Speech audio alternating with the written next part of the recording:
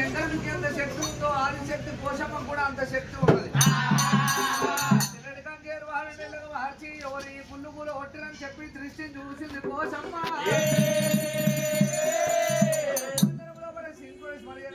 శివుడు కనబడ్డప్పుడైనా దేవి పోషమ్మ పిల్లవారే పోషమ్మ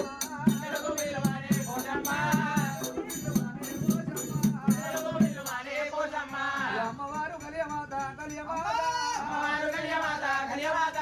హరే పోషమ్మ నమ్మ రామ రామ హరే పోషమ్మ నమ్మ రామ రామ హరే పోషమ్మ నమ్మ రామ రామ హరే పోషమ్మ నమ్మ రామ రామ